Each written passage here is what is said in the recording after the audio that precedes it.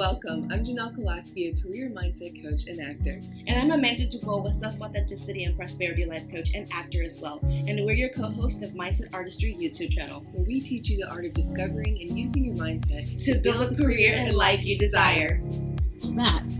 Let's wind it back to how has it been for you in the first quarter of the year and your goals? What has it been for you, your ups, downs, and major accomplishments?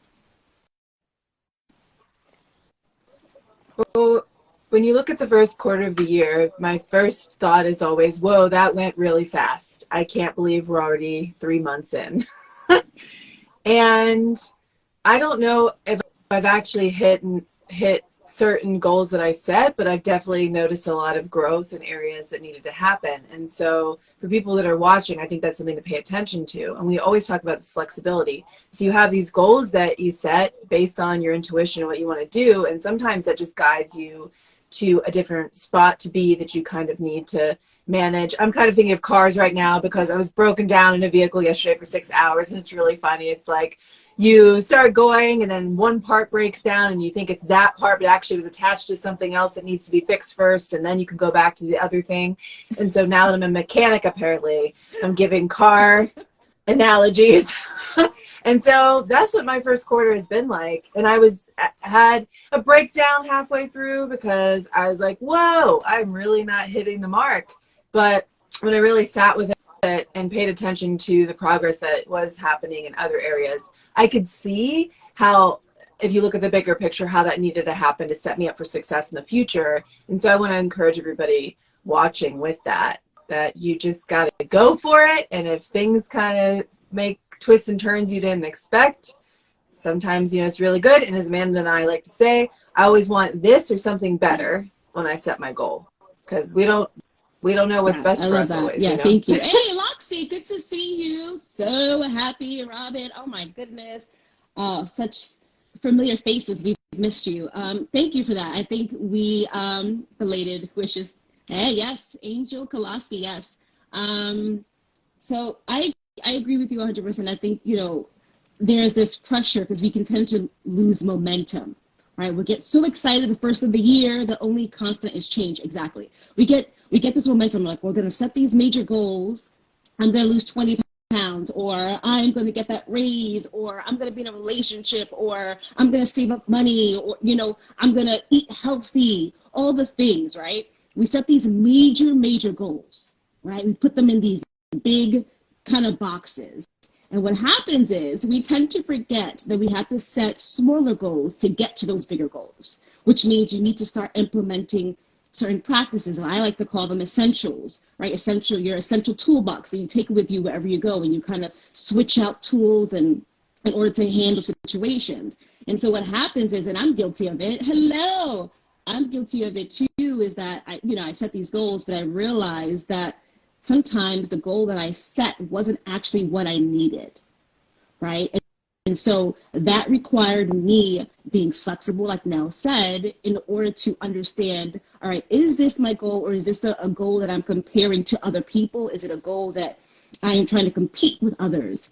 Is it a goal that is rooted in my well-being, my best well-being, my future self that I want to be, or is it just instant gratification? How to forget my girlfriends who's no more. How to forget my girlfriend who's no more. Ooh, Nelly, we're going to talk about that, honey. We will get into that. I love that. And so with the goal, and we talked about this in season 1 of doing these lives, is, you set this big goal, but create little boxes in that goal to implement little steps throughout the day or weekly, daily. Something that you can, like, if you're going to do, I'm going to eat healthy, implement a little plan. Like, I'm going to eat 3 meals a day with maybe 2 snacks in between, which means meal prepping. Maybe that's easier for you because of work. Who knows? 9 to 5, I get it. So that means on Sunday, we do a little bit of a meal prep for the week, those type of things. Hello. And so again, for me, my goal was to almost find the new direction of where I am now and where I'm going, and what that looked like for all areas in my life, from mindset artistry to being an actor to being a life coach, and how I can grow and really find my authenticity currently. Because I've, as you get older and go through these changes, things will uproot. You gotta tend to your roots. We get so caught up in like a tree, right? You have this beautiful, beautiful tree, and you're watering it, you're taking care of the grass, you're keeping the pests away, you're feeding the birds and the bees and making sure it's right and all the nutrients, but yet it's still dying and it's not working. It's peeling, it's falling apart, it's drying up, and you're not understanding why. It's because you haven't gotten to the root of your tree. And when you dig deeper into those roots, they're being eaten by pests, by worms, but maybe it's poison. The dirt needs to be I forget, I'm not really good in the terminology for planting. I'm just not, we're going to scrummage up the dirt so it's fresher. That's what we have to do for ourselves. And that's what we have to do with the goal. So whenever you set a goal, do a weekly check-in and thinking about, okay, what did I do as an action to serve the goal that I want long term, right? And you want to set goals 3 months out, 6 months out, a year out, not goals next week I'm going to have it all. Like, well, we got to be realistic, because what's going to happen is you're going to set these high expectations, these high standards that you may not reach right away. And what happens? You instantly get discouraged. You instantly feel failure. You instantly feel down, and you start living in that negative aspect of yourself. You need fertilizer and turn over the crops. There you go. You got it. Luke, yes, you got it. Fertilizer and turn over the crops. That's what you need to do with your life, right? Get into the root of who you are. And so I wanted to check in with everybody to let them know that it is absolutely okay if the goals you set you did not reach yet. That is fine. You need to reevaluate if that goal is actually what you want, what you need, and what is serving your alignment and what is serving your well-being and your future. When you do that, you may realize that that goal wasn't actually what you needed. Maybe instead of losing 20 pounds, it was about acknowledging your self-confidence, maybe your insecurities, maybe some type of pain that you've been holding on to that makes you feel bad about yourself, right? Instead of embracing being healthy, right? There's a difference between like, I'm gonna lose 20 pounds just to lose it. No, it's about being healthy, your most healthy self. And what does that look like? What does that feel like for you? All right, well, if it is 20 pounds, then that's different than I'm just going to lose 20 pounds to look good. It's about being healthy. It's all about the terminology that you use when setting these goals that's going to take you to the long term. It's going to take you the long route, because it's not going to be an easy one. But if you implement, again, the essentials that become practices, that become your daily routine, it becomes easier, just like an athlete, just like a pianist or a musician, a performer. What do they do every day? An artist, an actor, a performer, a host, a voiceover actor, they practice every day. They implement certain exercises, working on the body, a yoga teacher. What do? They practice yoga every day. They figure out new ways to do and connect with the body. All these things matter. Yes, now you can pass it on to the beautiful Nell. I'm sorry, I can keep going on. Y'all know me. No, you're amazing. But I love everything you're saying. And then as you were talking, I was thinking about just how, so for example, I was like, oh, I need better materials, and I'm going to go taking this casting director class. So for actors, we take these classes to meet with these casting directors and learn more about their side of things and what they're really thinking when they get our auditions. And it's really helpful to us. A lot of times people refer to casting directors as the gatekeepers of the industry. And so this is just an example. So I signed up for these casting director classes, and I was going for these headshots, but then people were helping me dig deep. And like for my headshots, they were like, well, what happened the last time you took headshots? What was your mentality before going in there? Like, where were you? We lost you. And also digging deep into dealing with what my wrapper looks like, as we could say, my appearance, how I appear to the world, and how many times that is different than who I truly am. I mean, I think everybody got who it truly was Friday night. Am I right, Amanda? Just pure joy, and wild, just pure love. Just like, ah! But it was funny because when I did that branding survey, everybody was like fiery, intimidating, all this stuff. And it's like, woo! But I didn't like that. I don't like that people ever would feel uncomfortable around me. But guess what? That is just the appearance I have. And it's like, okay, wow, how to dig deep into that issue, you know, and healing that wound of just wanting to get along with others, right? I think that's a beautiful thing. But it's painful if people are just like, she seems scary, right? So dealing with that, and then also I took the casting director class, which took me, it was like a mix between tons of, you know, on-camera scene study, which I think many of us have done a lot of, at least, you know, Amanda and I, we've really gone there. But then we're also doing Alexander technique. And what's fascinating, and this is what makes me think of it, when you're talking about the holistic view, whenever you set goals and you're going towards one thing, it's so important to pay attention to everything, because you stay over here for too long, you're missing everything else. And so something that was brought up in Alexander technique class is actually an issue that I've had in all areas of my life, which is Alexander will do that to you. And so I was like, okay, well, great. I'm glad I set these goals and they brought me to this, because now I'm going to spend time over here because this needs fixed. Because what I noticed a lot of times with people, with myself, you'll just keep doing the same thing and expect something different, or you're just like, oh, I have to focus right here, but then you're not doing this other stuff or healing, and you'll just stay here forever, and you won't ever get there. You won't, by just doing that. And so that's what you made me think of. It's the idea of insanity, right? You know, you keep doing the same thing over and over, expecting a different result. That is the epitome of insanity. And that's what we tend to kind of get caught up.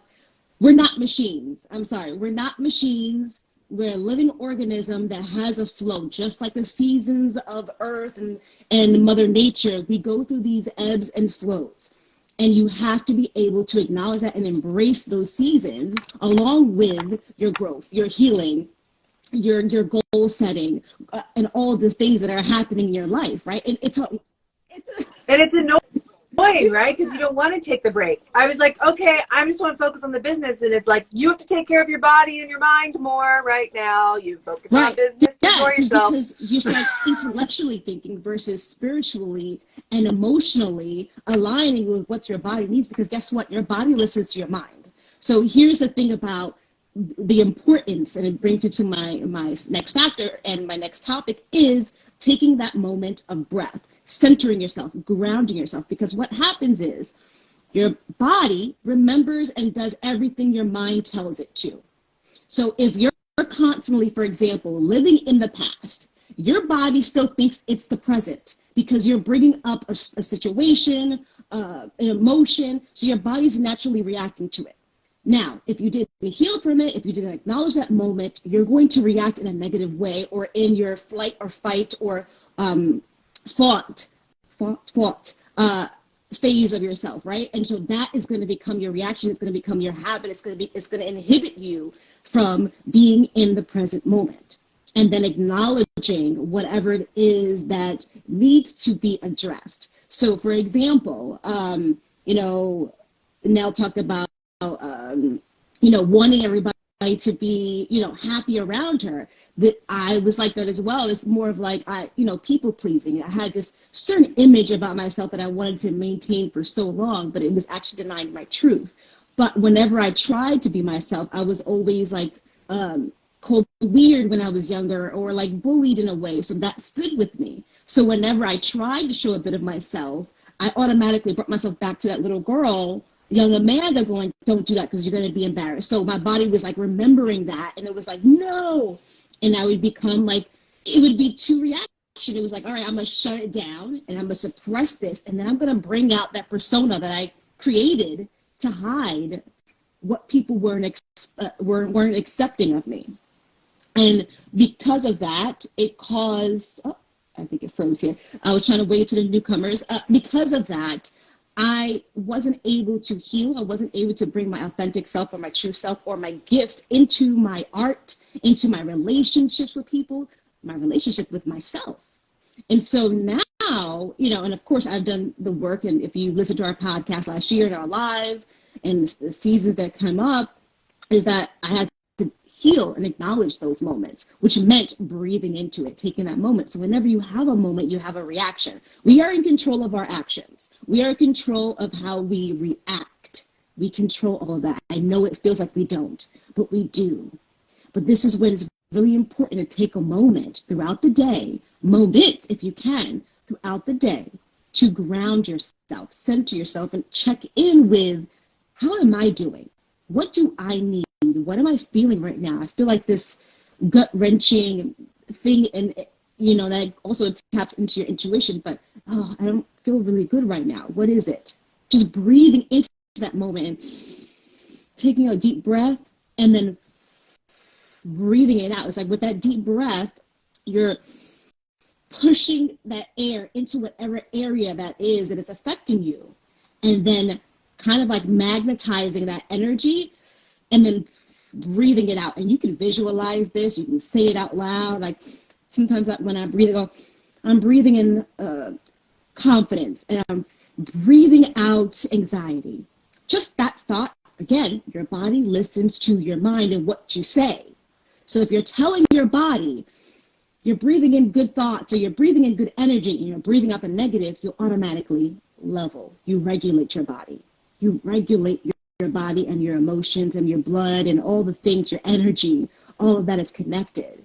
So it's all about centering and taking those moments to breathe in. And what happens is you also create a clarity, because you're creating stillness in your mind and your body to figure out and almost identify what is happening within you in that moment, right? So if it's stage fright, because as actors, I get it all the time. I get nervous no matter how much I prepare at home and practice in the mirror, practice with my friends, practice with my mom, like doing the line reads and reading it over, like no matter what, how much I prepared, walking on that set, meeting everybody, there's still that, oh, okay, this is it. This is real. All right.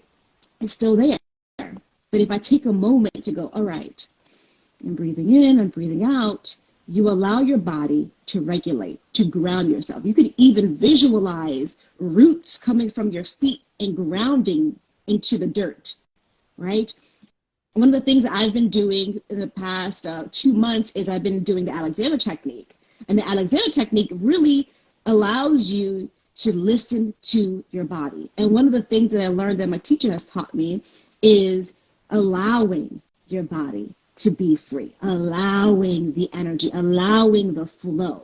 That little word, allowing, instead of telling it, you're almost sometimes commanding it, which means there could be resistance. There could be resistance. It's like you're telling a child, don't do that. What happens is they're like, they're going to stump over. I want to do it anyway, mom or dad, whatever, right?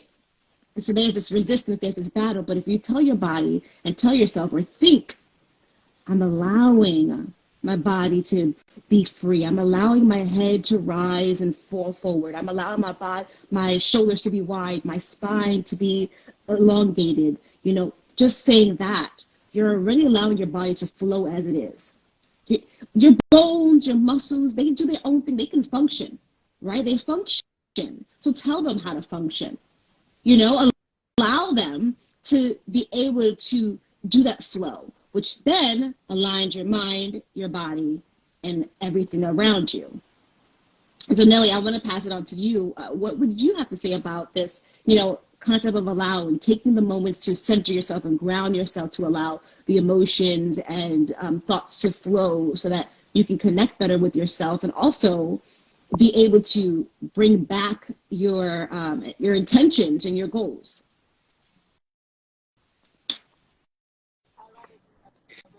I love that you are bringing that up, because that was something we were talking about in our last Alexander technique class, the allowing. And I have a lot of shame. I'm always, the more I'm digging into how I grew up and everything, I'm an intellectual person, and I learned, okay, if I can be really good academically, or I can read social cues and I can figure out, and it's not really completely changing myself, because I guess lucky for me, I am such a personality that even when I try to be cool, like I remember one time I was like, I want to be mysterious. It's not going to happen. I'm going to meet you like, hi, I'm Janelle.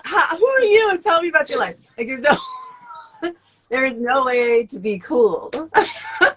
So it's been fascinating because like Amanda knows if I'll be auditioning or even anything else, if it's taking me too long, all this shame comes. And then I get more mad and feel more shame for having shame. And if I would just allow that to come up and not judge it, and that's what my breathwork teacher's always saying, she's like, you're already going through it. You're already having this turbulent emotion. So being mean to yourself on top of that for feeling is not helping. Just let it happen. And it can be especially hard because I'm looking around and having a brother with autism, you're hypervigilant. I don't know. I'm speaking for myself here, and he and I in our relationship, you're always watching him to make sure he's okay, and you're watching how everybody's reacting to him so nobody does anything offensive or rude to him. But you're also trying to make sure that he's kind of staying socially in check because we're a society, we have to behave, you know, all this stupid stuff. So it's made me very hypervigilant and kind of always testing the waters. And I give everybody else so much grace. I would say I give everybody else like just 100 times the grace I give myself. I'm like, oop, I messed up. Don't get another chance. Don't get another shot. And so it's pretty fascinating, the stuff that you're learning. And so that's what I would say about allowing, at least when the feeling's coming up, I'm going to have to find a way to excuse myself. This is still new to me, everyone, to go allow, because also I get very emotional. Whether I'm happy or sad, I always have to cry, which makes everybody awkward too. Not Amanda, because Amanda cries too and she gets it and she doesn't care. But like, you know, you're in public and you're just standing there crying. Everyone's like, what do we do? So, but the point is you can't stop it. And I get that. And I'm very stubborn. So if someone tells me not to do something, I go into like defense mode. I'm like, you're not going to tell me what to do. I'm doing it, you know? So, I just would say the takeaway from all that I've just shared is don't judge yourself, and don't judge yourself for having feelings, and don't judge yourself for not being able to allow easily. It doesn't feel safe to allow. It feels like you're out of control, and but you know, can't fight it. So we're gonna be all right, everybody. And the beauty about the concept of allowing, or other people have said the flow and letting it go, you know, oh, that was a good bit of a rhyme. I should be a Dr. Seuss writer. You know, is that you have to let it like a river pass, because if you don't, and I've done this in the past, is you suppress it. And again, your body remembers. So what happens is with that particular emotion that you're suppressing, you're putting it and storing it in somewhere in your body, right? You're putting that energy somewhere, and it can be hurt, pain, anxiety, stress, depression, all the things. And we have so many freaking labels for these types of things, right? Emotions. When you're suppressing it into a specific area, what happens is if you keep suppressing it, it starts affecting that area. And oh, my back hurts. I mean, my shoulders hurt. My phone is.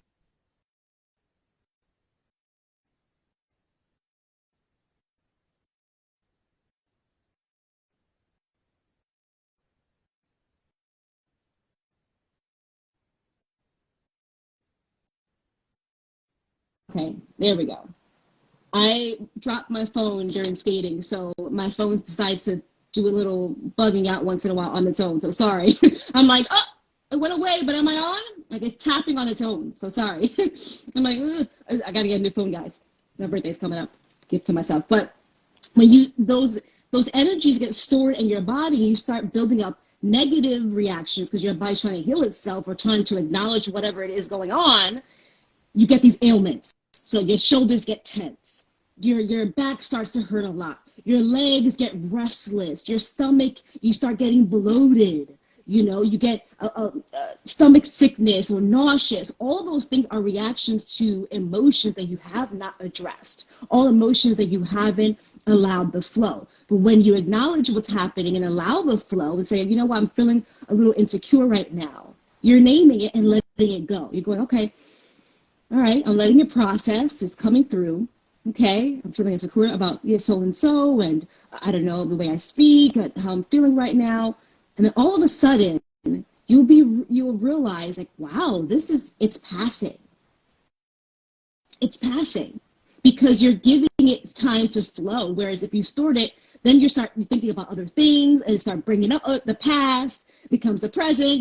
You start going in this chaotic kind of time zone, and you're like, wait a minute, right? I'm supposed to be doing my job. I'm supposed to be talking to someone right now, and you're totally disconnected. You get so disoriented that you don't allow yourself to experience the present and see the opportunities or the knowledge that you're learning or any lessons or the light and love and things that are around you, because you get so caught up in those negative or undesirable aspects that's happening. So my advice for anyone out there who may be dealing with these type of things that come up is acknowledge it, allow the flow, and then you have to require yourself to do the deeper work.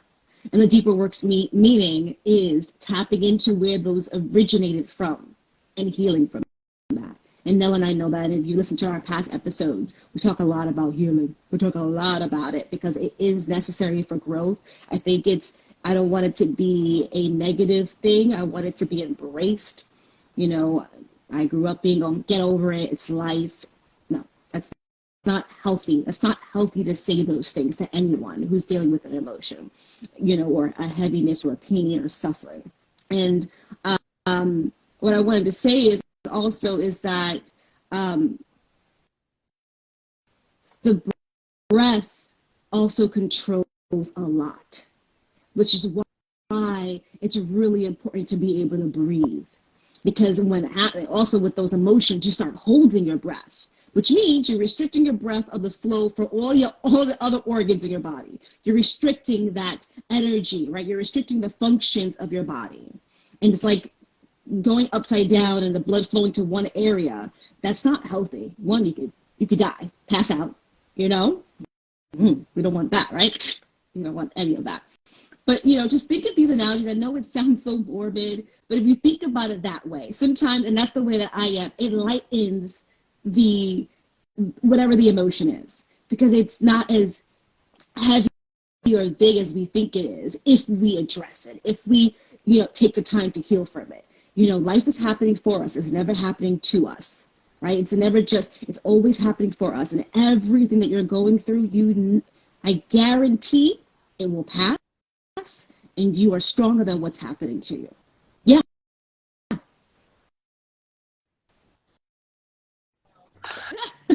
I feel like teacher Amanda, that made me think of, and just because Amanda's always been much better at this than me. Eventually you start to form a gratitude for it. So in the beginning, before I got used to all this stuff, it's what I've just learned is when the feelings come up, be grateful for them, because then it's a chance to heal. And because at first, if you're not used to the process, you're very avoidant and you don't want to deal with your shit, which is understandable because it is quite painful. And that's why there's so many people walking around hurting other people, because it's much easier to hurt someone else than to just heal your own pain, because then you actually have to feel. That's why everybody just wants to put everything on everybody else, because they want other people to feel their pain. They don't want to feel their own pain, which is a lot. And, you know, that's how it goes. And that's why I always try to say, try not to judge. It is hard for me, but have compassion. Still protect yourself and have boundaries. You shouldn't be treated poorly, but it's not about you. I hate to say that, but it's not. If people are hurting you, they gotta be in a lot of pain to hurt someone else. That's what I always feel. And so whenever you'll get used to this, and I promise it does get easier. I even feel like I had all these feelings. I was worried about my birthday party on Friday. But sometimes, believe it or not, I get social anxiety, which is kind of funny because I'm like the most outgoing person. But because of what Amanda brought out, like sometimes, yeah, I was definitely bullied as a kid. I'm still bullied sometimes. And just because I'm so quirky or whatever, and I'll be like having a good time, and then somebody will do something that reminds me of something else, and then it'll just hit me and just throw me. And I used to judge myself so hard for that and try to avoid that happening. And, oh, I won't go outside. I won't have parties. I just won't be human. And that's not what we're meant to do. We're meant to live our life. And so now I think if you just look at it when these feelings up, don't feel shame around those feelings. Just be like, okay, so what is my body trying to tell me? What happened that I need to heal? Because especially if you're building a career, because I'm a career mindset coach for people in fashion and entertainment. As actors, as artists, we are our instrument. And it's so amazing to me because acting, I went into therapy because I want to be a better actor, and everybody has their own story. But for me, I noticed there was parts of me that I couldn't access, and it's because they were unhealed. And I was like, fine, I'll go to therapy, but I was so resistant. And then after that, even this Alexander technique showed me that something else I needed to do for my physical health, actually, that I've been avoiding, is at my job, I stand all the time. It's having a negative impact on my acting. And I love acting so much and storytelling that I'm like, okay, now I got to take better care of my health. And so I'm so grateful for my art in that way, that it is healing me too. And so that's all I would say about that. Just listen to your body. Don't feel shame around it. All of us have had different life experiences, and something that bothers me doesn't bother Amanda. Something that bothers Amanda doesn't bother me. So I love what you said, like, don't feel shame around it. You feel what you feel, and nobody can tell you how to feel. And I think that's scary. That's why there's so many hurt people going around. You know, we're all these little humans just trying to get through life. So just welcome the feelings, be grateful for them, because the sooner, like we're talking about the tree and fertilizer and all this shit, the sooner you get that out of the way, the sooner you'll reach your new level in career and in life, and you won't have that pain anymore, and you'll feel more free. I mean, I love everything you said about that, the, non-judgment, the don't feel shame, don't take other things that other people say personal, very hard, easier said than done, because of course, like Nell said, things that bother her don't bother me, and things that bother me don't bother her.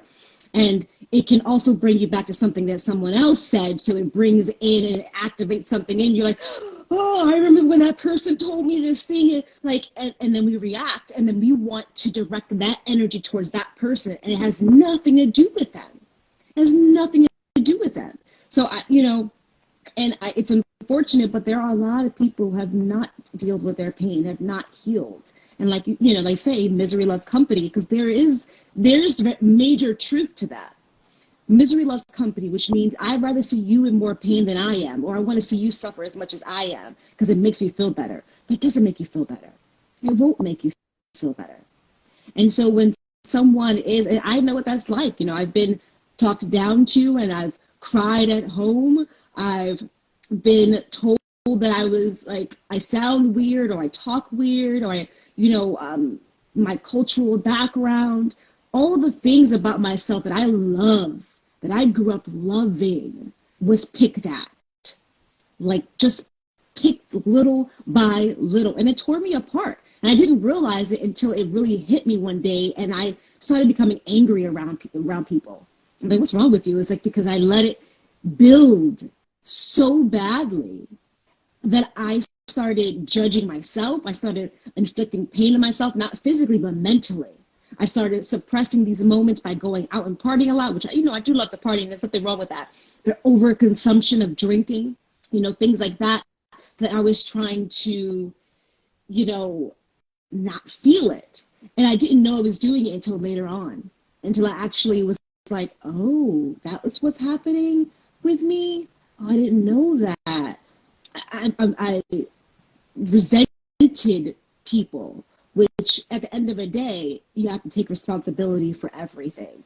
Because, easier said than done, of course, and I'm not saying, like, if someone treats you bad, you got to take responsibility for it. No, yes and no. Like, F them, okay? I wish my wrist was working better, because I'd be like, but my wrist is really hurting right now. But, right, yeah, this is, that's my movement for today. Don't let someone else's insecurities, pain, hurt tear you down because they haven't done the work, or they haven't healed, or they haven't acknowledged their emotions, or they haven't acknowledged that they need help. Like Nell said, she went to therapy. I did the healing work. I'm still doing it with every phase that we go through, because we're unlocking different boxes of this, box and a box and a box and another box, right? You unlock one thing, you hear from that, then you realize, oh, this is another thing that's coming up for me, right? All of the, you're like, I gotta take care of that, And so I hope that you continue to follow us and enjoy us and join us on these lives, because we have such amazing content coming up in this season to talk about, to help you through these process, with self-authenticity and prosperity and identity and career. Now there's career and mindset, and we want you to feel seen, heard, and feel worthy, and know that your healing process it's never ending. But it's a rewarding process. It's a liberating process. It's a painful one. It's a chaotic one. It's a dark one. It can really go dark. But right when it's dark comes the light. The light is always there. We just hide it around the clouds, and we keep ourselves in these rooms and the door locked and covered all the windows. Like, this is, I'm all about analogy, and whatever works best for you, please take it as is, because I feel like analogy sometimes, by saying certain terminologies, it doesn't hit, and I'm like that. For sometimes a while, someone would tell me something, I'm like, yeah, right, I get it, and then you'll say something, I'm like, I got it now. You said the house with the door and the car. I got that one. I got it, finally, right? So never feel shame also about the way you absorb knowledge. I felt shame, and I felt really guilty and afraid of learning the way that I needed to, because I felt judged by the way I learned it, or I didn't grasp some information as quickly as I should have. I judged myself for it. I belittled myself for it. Like, why can't you get it? I don't understand what's wrong with you. Or why can't you just read, like, all the things? And it's like, if I had just embraced that and go, okay, this is something I need to work on at the time, I wouldn't have been tearing myself down to the point that I felt like I was in the fetal position and slowly peeling away. I know it sounds disgusting, but peeling away, it's just, I'm thinking about the person that was, and I feel for her. I love her, and I'm grateful. Again, be grateful, and try to embrace, I don't say be grateful, but try to embrace the gratitude within these healing aspects of your life, the healing process, the pain, the suffering, because one, you're still alive, honey. You only can feel if you're still breathing, right? Two, that means that just around the corner, just through that pain, is happiness, is joy, is growth, is prosperity, is that career that you want. And three, you are capable of anything. With that gratitude, you will get through anything, and you will allow more love and openness into your life. I know we went on a bit longer today, but because we haven't been here for a while for live, I wanted to, please, thank you for the clap. I really appreciate that. Moving forward, drop in the comments. Oh, we got a comment here. If you're close to your mid-30s, the proper teaching styles weren't well known back when you were a child. Absolutely. My parents never taught me any of this. I'm going to be honest. My parents were the epitome of suck it up and move on. I was never taught this by my parents, which is why these coping mechanisms that I developed were inhibiting my growth, were inhibiting my healing. I had to do the work. I had to take responsibility and go, I can't you can't blame your parents for not teaching you at a certain point. They were living their own lives and a lot of trauma that they didn't deal with, and they were doing what they knew, but with the knowledge that they had and feelings, right? I had to do that. We weren't taught that, which is why I want to teach people that now, and it's never too late. Nelly, you have something to say? No. Yeah, I agree. Differentiating learning styles was not hot till probably the probably mid-2000s, I would say. And yeah, even growing up as a kid, I loved to read, and I was always very good at it and all the things, but because I have ADD, it's true, but genuinely, I couldn't pay attention, and I just learned differently than the other kids. And I had a teacher that I think it was kindergarten, no, first grade, I never went to recess. Every day in first grade, I didn't go to recess because she just said I was a bad child. And I graduated top of my class. I wasn't bad at it. It's not that I wasn't smart. It's just somebody didn't want to give me the space. And yeah, it does change the game. And that's why, that's why it's so important we're all getting on here and talking about our experiences, because I think the scariest thing is if you feel alone in something and you feel like you're the only person that is going through it, which we all know isn't true, but everybody expresses it differently. But oh my God, the different live, different time, we got to go. Yeah, but this is definitely great. Bring back up the I definitely want to talk about the ex thing and like getting over the ex, honey. Like we all have that. And maybe we should dedicate a live to relationships and getting past, like, because with every relationship we have, and I know we'll get off soon, but with every relationship we have, there are emotions, there are ties, there are links that we create with that person. There are pieces of them that we take and put in our puzzle box in our heart, and we replace it with our own, right? And and vice versa. It's an exchange of energies, an exchange of experience, it's an exchange of emotions and all these things. So if you're exchanging that, it stays with you. And it's not that it's wrong. I wouldn't say it's wrong, but if it's unhealthy, or you have passed and you're no longer in a relationship, there's different stages of the healing and of getting past it or moving forward, right? There are different stages of, embracing, looking at more the light of the relationship, the lessons of it, the love that was there or not. What was my responsibility in this relationship? And we didn't get to talk about it today, but one of the things with breathing into your moments and breathing and centering yourself is, when you do that, you're also going to acknowledge your relationship to whatever's going on. We have relationships with everything. I have a relationship with my phone, with Janelle, with this speaker right here, with my coffee. There's always a relationship happening. And when we, so what is my relationship? Yeah. Okay. And we talked about this with Holly. If you haven't watched the episode on YouTube, we talked about the relationship to things and how that can also ground you into things. That can also tap into emotions that you don't even know are there. So it's like, what is my relationship to my water? Like, is it gratitude? Is it fear? Is it anxiety? Right? What does water represent in my life? What does this computer, is it giving me anxiety because all it makes me think of is work.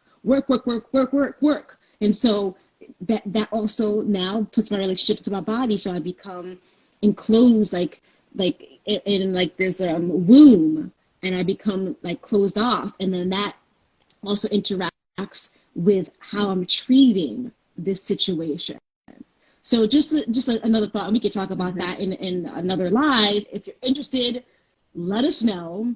I want to thank everybody for joining us today. It has been a while. We love all of this. We'll be back twice a week. I want you to drop in our DMs or put comments on our reels, because we will be dropping more reels, more content on what you want us to talk about. We are here for you. We're creating this space and this community with Mindset Artistry. Like Nell said, that you're not alone, that you are worthy. You're going to be seen. You're going to be heard. That there is a moment after. There is the moment after feeling that pain and suffering or whatever it is that you're going through. We want you to always know that we're here for you. So please let us know what you want us to talk about, what you want us to bring up, what type of content, maybe some tools and practices that you want us to share with you on, again, relationships, self-identity, your career. Nell has an amazing course online that's free. I have an amazing course online about 5 essentials to combating daily stress. It's free. I got nothing to lose, honey. And our courses are what, half an hour? How long is your course now? It's an hour of content, but it's just little 10-minute videos. Same with mine. Mine's is like less than an hour. And literally, you could not go wrong with just picking up a certain tool to help you throughout the day. What are your thoughts about this episode? Drop it in the comments and let us know what you want to dive into next. Subscribe, like, share, and click the link below to book a free consultation. And We'll see you next time.